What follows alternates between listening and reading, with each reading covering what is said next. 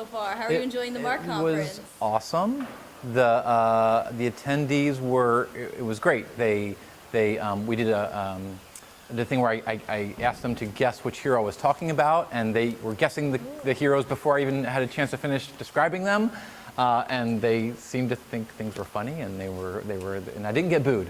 I got some applause. Good. But I'm really impressed by the group of guests that are here, and the whole idea of leadership and bringing people from all different areas around the world with different experiences and ideas, and connecting them with students, and seeing the students seeing what they can learn from people in all different fields, and maybe it's a field they never thought of before, but maybe they can learn something from it, or even enter it. So I wish we had this when I was in school. I think it's pretty cool. So honored to be here and having a good time.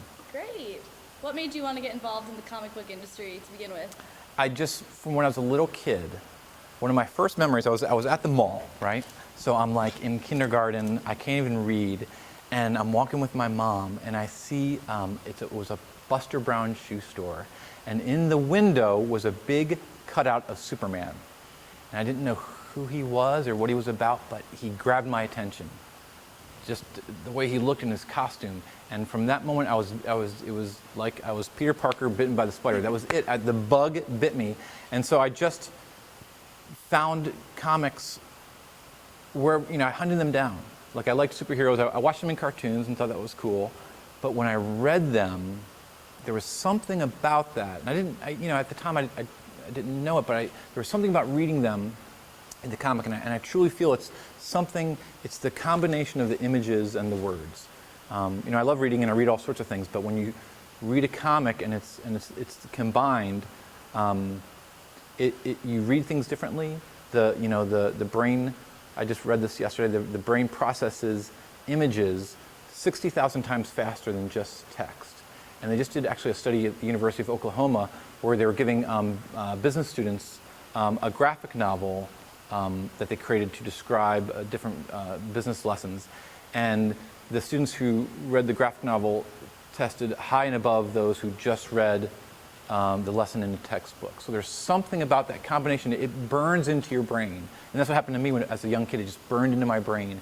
And I just never stopped reading them. Most kids stop. Usually you get to when you're a teenager and you have other interests. And you want to spend your money on gas for your car and dates. And I figured out, I'll just work harder and use my money to do both. I'll go on dates and I'll keep reading comics. And then I just decided I want to make comics. And I could draw a little bit, but not great. But I was really interested in reading, and I found out I could write. People said I could write pretty well, and so I figured, well, maybe that's my way in. And I just figured out, well, who makes the comics? Who are they? I would look at the names that were in the credit. Each comic has a credit box, and it says not only who drew it, but who was the editor and who was a production person. So it dawned on me, oh, there's this team of people that make comics. Maybe I could be on that team.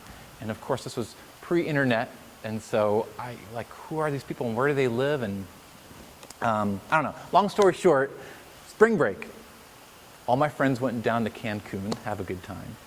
I came to Jersey, where my mom lived in Weehawken, and one day I went to Marvel Comics. Someone at school that was also a comic fan knew someone who worked on the Marvel staff, and he said, "Here's my buddy. Just go and talk to him, give him your resume." And I did, and luckily they did not throw my resume out. They passed it around. So I get back to school, I get a call, and they say, "Hey, I see on your resume that you have journalism experience writing for the paper, and that you also know comic books. When you graduate, do you want to come write for our magazine?"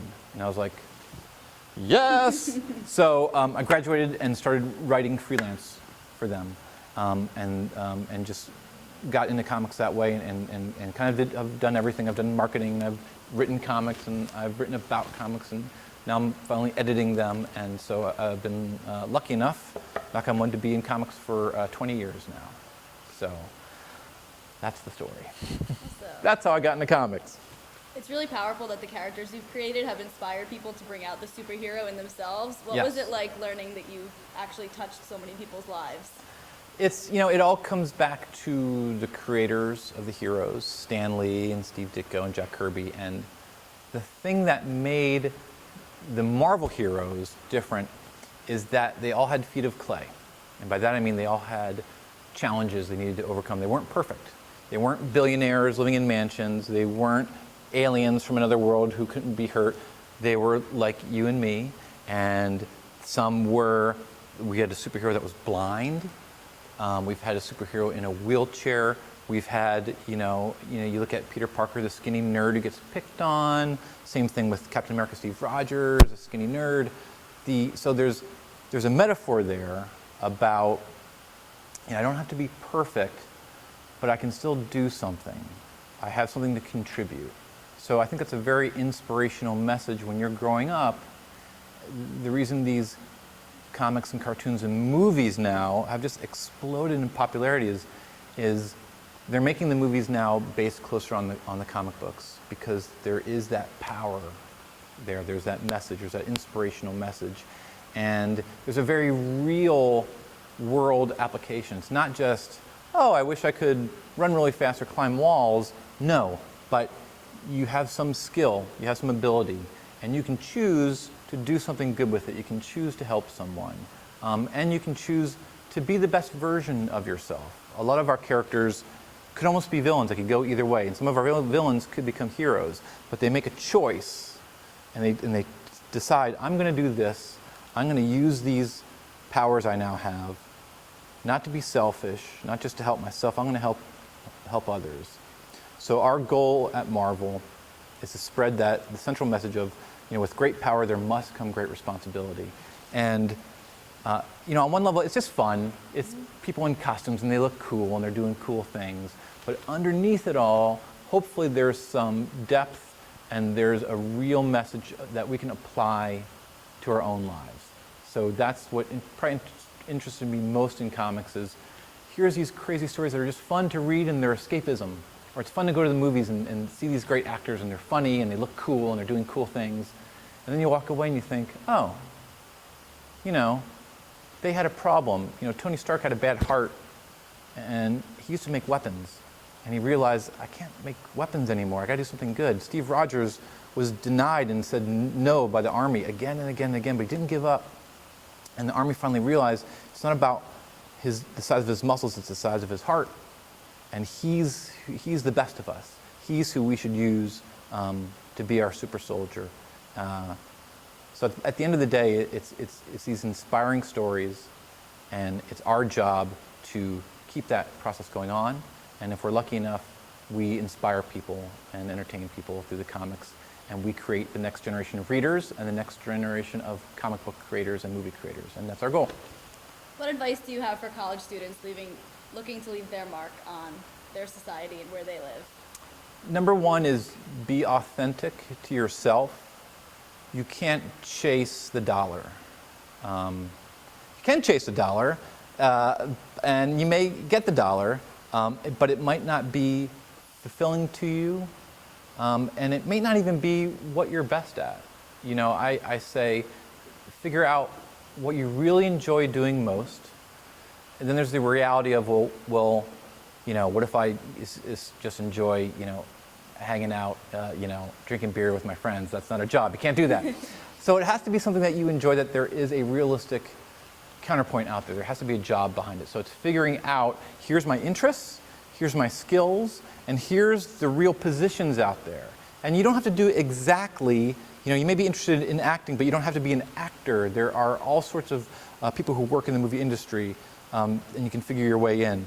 I was interested in comics, but I can't draw, so I couldn't be the artist, but I figured out there are other positions in the industry that I could do. So number one is realize what you love, see what the path is, it's all about communication and relationships. Find out who does what you want to do and how do they get there. Nothing is going to be handed to you. You have to pay your dues and walk the path that they did. But pick someone who does something that you want to do, research them, and if that's your goal, follow that path. It may not work out, but it will be really rewarding.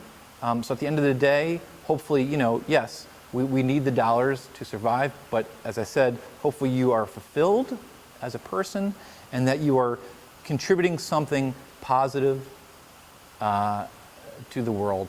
And I know it's a very lofty goal, but it can be done, as many speakers here have shown. So that's my advice, is use the mighty brain that everyone here has at this college and use it in a real way to pursue your dreams and hopefully help others. All right, great. Well, thank you so much for doing this interview. Thank My you pleasure. for being here. Appreciate it. Learned Honored a lot, to be here. So I'm sure everyone else did too. So thank Awesome. you again for coming out. Thank you, and thank you.